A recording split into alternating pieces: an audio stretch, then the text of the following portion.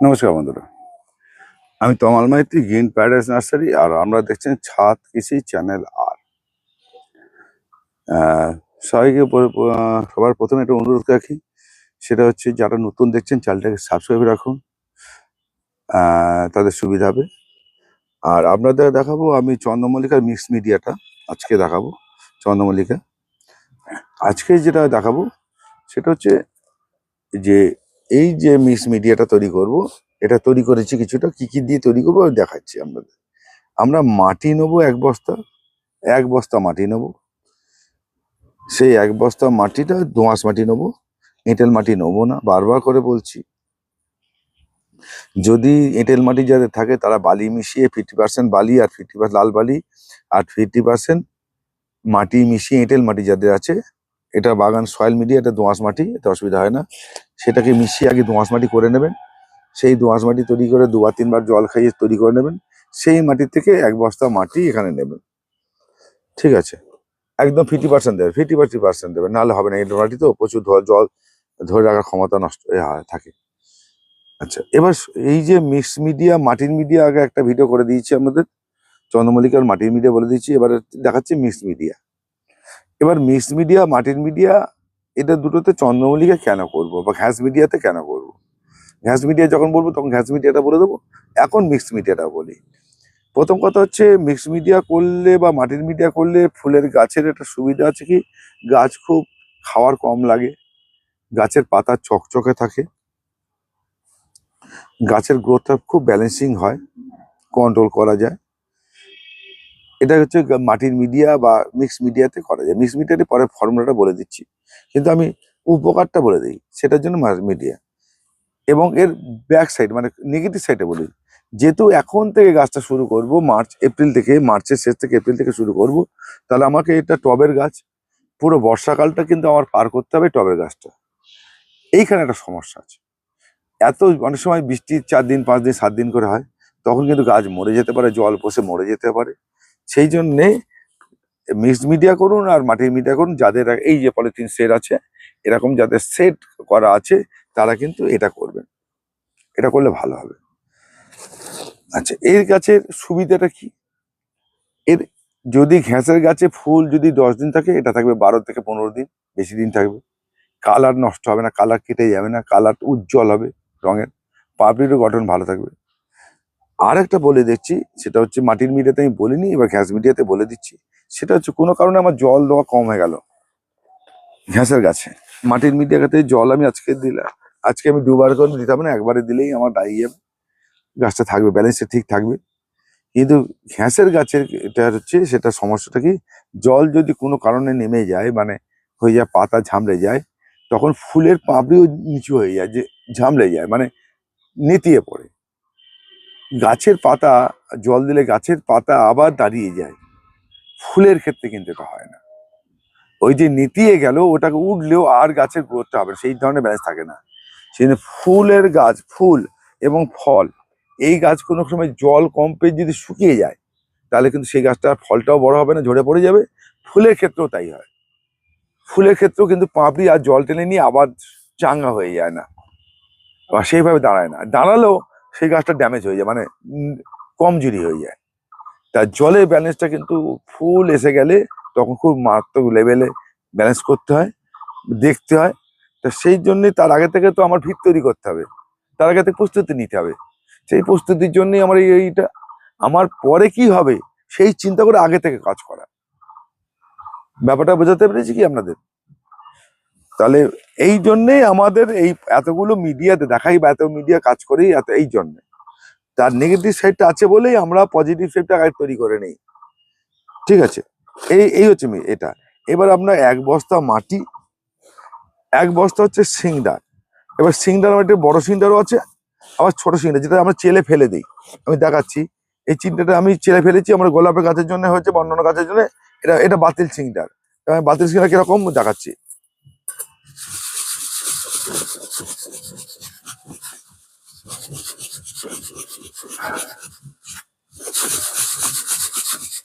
এটা ধুলো একদম ছাই মিশে গেল, এটা বাতিল সিংডার। আমরা ছোট চালনি, বালি চালনি দিয়ে করি, এটা ছোট সিংডার,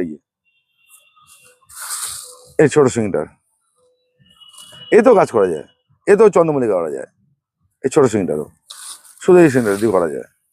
তবে আমি এটাকে মিশিয়ে নেবো। তাহলে সিলিন্ডার মেশাবো কতটা আমি, 1 বস্তা মাটি 1 বস্তা সিলিন্ডার, ঠিক আছে। তাহলে 2 বস্তা আমার মাটি হয়ে গেল। আমি এই যে হাড়ের গুঁড়ো, এরকম মোটা হাড়ের গুঁড়ো নয়, চেলে নিতে হবে, হাড়ের গুঁড়ো চেলে নিতে হবে, কিন্তু বারবার যে মোটা হাড়ের গুঁড়ো নয়, এরকম সরু চেলে চেলে নিতে হবে। যেমন এই দেখুন, এই যে চেলে নিয়েছি, এরকম পড়ে গেল, এটা ইয়ে আছে বলে এরকম সরু চেলে নিতে হবে, বোটাটা আলাদা করে নেবেন অন্য কাজে যাবেন। এই সিংটার লাগবে, এই এই হাড়ের গুঁড়োটা লাগবে আমরা 800 থেকে 1 কেজি, 800 গ্রাম দেবেন, 7 থেকে 800 গ্রাম দেবেন এই মাটির সঙ্গে, 2 বস্তা মাটির সঙ্গে। আচ্ছা, এটা গিয়ে প্রায় আড়াই বস্তা 3 বস্তা হবে। আমি শিংটা মানে এটা বলে নিই, তারপর বলছি। শিং কুচি দেবেন, এবার শিং কুচি দেবেন 600 গ্রাম, এই যে শিং কুচি 600 গ্রাম দেবেন। মাছের গুঁড়ো দেবেন 500 থেকে 600 গ্রাম, মাছের ডাস্ট, এটা মাছের ডাস্ট, এটা দেখুন মাছের ডাস্ট 600 গ্রাম দেবেন। আর কি দেবেন আপনি, 600 গ্রাম হচ্ছে সর্ষে খোল দেবেন, 500 গ্রাম হচ্ছে আপনি বাদাম খোল দেবেন। আচ্ছা, 300 গ্রাম আপনি মোয়া খোল দেবেন। মোয়া খোল আজ অব্দি কেউ বাবা বলিনি, আমি প্রথম বললাম। মোয়া খোলে দুটো কাজ হচ্ছে, পোকামাকড়ের দুধ করে, গাছের উর্বরতা বৃদ্ধি করে। গাছের মাটির মধ্যে পোকামাকড় হবে না মোয়া খোলে, নিম খোলের থেকে মোয়া খোল ভালো কাজ করে। আর 200 গ্রাম নিম খোল দেবেন, 200 গ্রাম নিম খোল দেবেন। 2 বস্তা মাটি না, এটা আড়াই বস্তা মাটি হয়ে যাবে। এইবার কি হবে, আমরা 2 বস্তা যেহেতু মাটি হলো, হাফ বস্তা আপনি গোবর সার বা ভার্মি কম্পোস্ট দেবেন, পুরো হাফ বস্তা।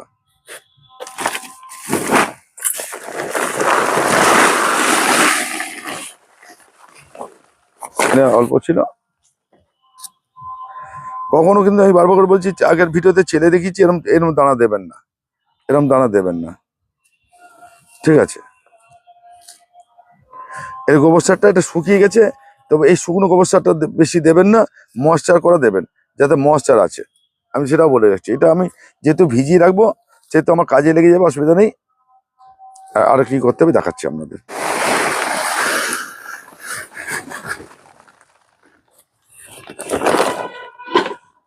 এরকম করে চেলে নেবেন, বারবার করে বলছি চেলে নেবেন, এটা মিশিয়ে নিন। আপনারা এর সঙ্গে কি দিয়েছেন, একমাত্র আমি বলে দিয়েছি, আটা বলা হয়নি, লেদার মিল দেবেন আপনি 400 গ্রাম মতো লেদার মিল দেবেন। আর এখানে এটা কোথায় গেল খুরগুঁড়োটা, আচ্ছা এইখানে আছে, এই যে খুরগুঁড়ো, এরকম দানা পাওয়া যায়, খুরের গুঁড়ো পাওয়া যায়, আপনি 400 গ্রাম। সর্ষে খোল বাদাম খোল দিয়ে দেবেন, দিয়ে এতে কোনো রাসায়নিক খাবার দেবেন না, রাসায়নিকটা দেবেন না। এটাকে ভালো করে মিশিয়ে নিন। আরেকটা জিনিস দেবেন, সেটা হচ্ছে পাতা সার। পাতা সার কত করবেন, এই 2 বস্তার জন্য 3 কেজি পাতা সার দিয়ে দেবেন, 3 কেজি। এটা হালকা হয়,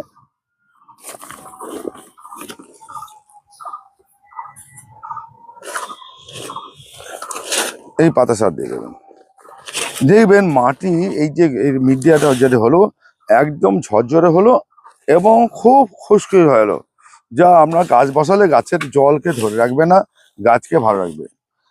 এইবার এই পাতা সারের মধ্যে প্রচুর মাইক্রোনিউট্রিয়েন্ট থাকে, তার সঙ্গে অনেকগুলো অ্যাসিডিটি কাজ করে, ফলিক অ্যাসিডে, সালফিউরিক অ্যাসিড, এরকম অনেক কিছু কাজ করে দেয়, যা আমরা তো উপকারে লাগে।